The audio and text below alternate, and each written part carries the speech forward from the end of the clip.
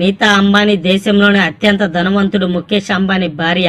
ఆమె కోరుకుందంటే ఏదైనా తన దగ్గరికి రావాల్సిందే. అది ఐపీఎల్ టీం అయినా, బాలీవుడ్ లో సూపర్ స్టార్ అయినా, ప్రపంచ దేశాల్లో ఉన్న ఏ వస్తువైనా సరే ఆమె ముందు ఉండాల్సిందే. ప్రపంచంలోనే అత్యంత ఖరీదైన pink diamond iPhone back side పెట్టించుకుంది. దాని విలువ అక్షరాల 365 కోట్లు. తన ఇంట్లో చిన్న ఫంక్షన్ కైనా సరే బాలీవుడ్ సూపర్ స్టార్స్ వచ్చి డాన్స్ వేయాల్సిందే. నీతా అంబానీని పిచ్చిగా ప్రేమించే భర్త ముఖేష్ అంబానీ నీతాతో ఎవరైనా క్లోజ్ గా ఉంటే వాళ్ళ కెరీర్ క్లోజ్ అయిపోవాల్సిందే. అలా ఎంతమంది హద్దు దాటి నేతతో క్లోజ్ గా ఉన్నారో, తర్వాత అడ్రస్ లేకుండా గల్లంతైపోయారో, వాళ్ళు ఎవరో, ఏం చేశారో ఇప్పుడు ఈ వీడియోలో తెలుసుకుందాం. గుజరాత్ లోని మధ్యతరగతి కుటుంబంలో రవీంద్ర దలాల్ పూర్ణిమ దళాలకు పుట్టిన కూతురు నీతా దలాల్. తండ్రి రవీంద్ర దలాల్, చెల్లెలు మమతా దలాల్ ఇద్దరు ఆదిత్య బిర్లా గ్రూప్ కంపెనీలో సేల్స్ ఎగ్జిక్యూటివ్ గా పనిచేస్తూ ఉండేవాళ్ళు. తల్లి హౌస్ వైఫ్ గా ఉంటూ ఫ్యామిలీని చూసుకునేది. చిన్నప్పటి నుంచి నీతా దలాల్ కి భరతనాట్యం అంటే ఎక్కువ ఇష్టం ఉండేది. ఆ ఇష్టాన్ని గ్రహించిన తల్లి 6 ఏళ్ల వయసు నుంచి భరతనాట్యం నేర్పించింది.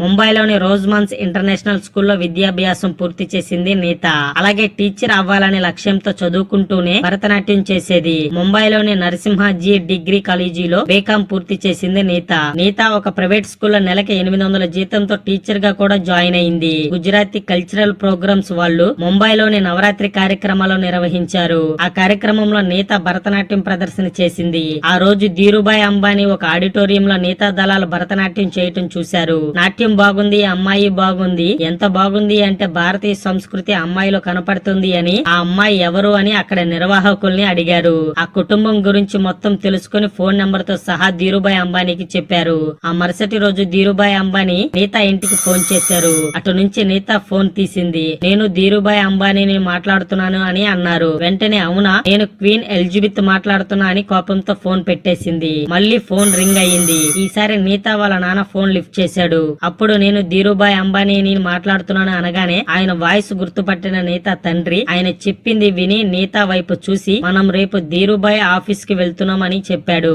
ఆఫీస్ కి వచ్చిన తర్వాత ధీరుభాయ్ అంబానీ నీతాని నీకు ఏమంటే ఇష్టం, నువ్వు ఎంతవరకు చదువుకున్నావని అన్ని తెలుసుకున్నాడు. ఇవన్నీ ఎందుకు అడుగుతున్నారా అని నీతా డౌట్ గా ఫేస్ పెట్టింది.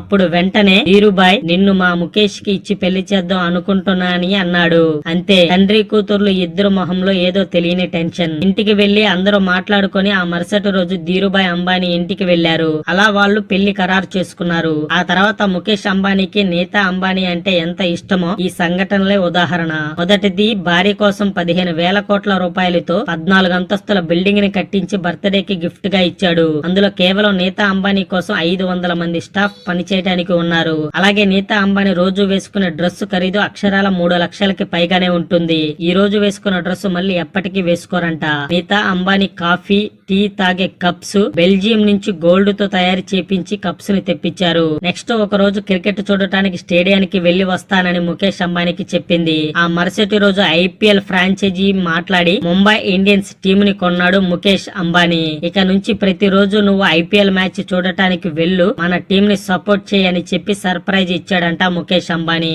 ఇలా ఐపీఎల్ లోకి అడుగు పెట్టిన నీతా అంబానీ చాలా ఫంక్షన్స్ కి, పార్టీస్ కి అటెండ్ అవ్వాల్సి వచ్చింది. అక్కడ పరిచయమైన ఆర్సీబీ మాజీ చైర్మన్ విజయ్ మాల్యాతో స్నేహం ఏర్పడింది. కొన్ని పార్టీల్లో వీళ్ళిద్దరు క్లోజ్ గా కిస్ చేసుకుని హక్ చేసుకున్న ఫొటోస్ మీడియాలో రావటంతో ముఖేష్ అంబానీకి కోపం తెప్పించాయి. ఇక అంతే, విజయ్ మాల్యాకి సంబంధించిన బిజినెస్ లు అన్ని ఒక్కసారిగా లాసులోకి వెళ్లిపోయాయి. ఏం చెయ్యాలో తెలియక కొంతమంది సలహాతో సడన్ గా లండన్ పారిపోయాడు. ఇక అంతే, అదే తాను చేసిన అతిపెద్ద తప్పు. లండన్ వెళ్లిపోయిన విజయ్ మాల్యా పాస్పోర్ట్ ని సీజ్ చేపించాడు ముఖేష్ అంబానీ. ఇక మరోవైపు బ్యాంకు వాళ్ళని రెచ్చగొట్టి పనిచేశారు ముఖేష్ అంబానీకి సంబంధించిన వ్యక్తులు. అంతే, ఆస్తులు జప్తు చేస్తున్నాము, అప్పు కట్టాలి అని కోర్టు నుంచి ఆర్డర్స్ పంపించారు. అవి కట్టడానికి విజయ్ మాల్యా ఇండియా రావాలి అంటే పాస్పోర్ట్ లేదు. అలా అన్ని విధాల లాక్ చేయించి విజయ్ మాల్యాకి సంబంధించిన ఆస్తులు మొత్తం అమ్మించి గవర్నమెంట్ ఆధీనంలోకి తీసుకునేలాగా చేశాడు. ఆ దెబ్బకి విజయ్ మాల్యా కట్టాల్సిన అప్పుల కన్నా ఎక్కువ కట్టి లండన్ లో ఇరుక్కుపోయాడు. ఇక తప్పక అక్కడే జీవిస్తున్నాడు ఇప్పటికీ.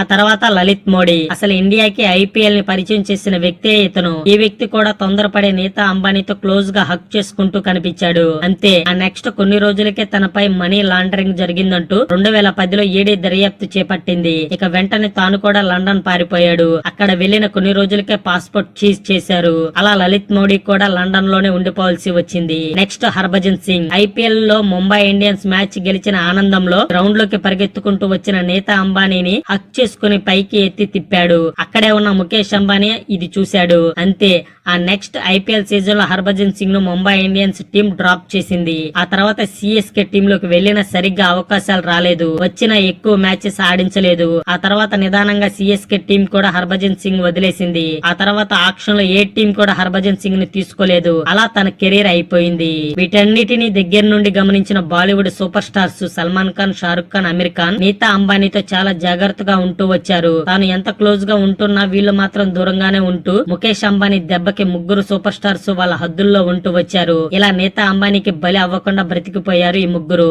కానీ ఇవన్నీ చూస్తూ వస్తున్న మన హిట్ మ్యాన్ రోహిత్ శర్మ నీతా అంబానీకి బలైపోయాడు. 5 ఐపీఎల్ ట్రోఫీస్ ని అందించిన రోహిత్ శర్మ ఒక చిన్న తప్పుతో ముఖేష్ అంబానీకి దొరికిపోయాడు. హర్భజన్ సింగ్ ఏదైతే తప్పు చేశాడో అలాగే ముంబై ఇండియన్స్ మ్యాచ్ గెలిచిన ఆనందంలో రోహిత్ శర్మని అప్రిషియేట్ చేయడానికి వచ్చిన హర్భజన్ సింగ్ ని ఎగతాళి చేస్తూ నీతా అంబానీని ఎలాగైతే ఎత్తుకొని తిప్పాడో అలా హర్భజన్ ని ఎత్తుకొని రోహిత్ శర్మ తిప్పాడు. అంతే, ఆ తర్వాత ముంబై ఇండియన్స్ టీం కెప్టెన్సీ నుంచి రోహిత్ శర్మని పక్కన పెట్టేశారు. ఇక చిన్న చిన్నగా రోహిత్ శర్మని టీం నుంచి సైడ్ చేస్తూ వస్తున్నారు. ఇప్పటికే ఇంపాక్ట్ ప్లేయర్ గా దింపుతూ కొన్ని మ్యాచెస్ లో అసలు ప్లేయింగ్ లెవెల్ లో కూడా తీసుకోకుండా బెంచ్ కి పరిమితం చేశారు. 5 ట్రోఫీస్ ని తెచ్చిన కెప్టెన్ ని, T20 వరల్డ్ కప్ గెలిపించిన కెప్టెన్ ని, ఇండియా వన్డే కెప్టెన్ గా ఉన్న రోహిత్ శర్మని కూడా వదిలిపెట్టలేదు ముఖేష్ అంబానీ. అంత పిచ్చిగా ప్రేమించే భర్త దీనంతటికి కారణమైన నేతాని మాత్రం ముఖేష్ అంబానీ ఏమీ అనడు. కేవలం తన దగ్గరికి వచ్చిన ప్రతి ఒక్కడిని వదిలిపెట్టేది లేదు. ఇది నీతా అంబానీ ఫుల్ స్టోరీ.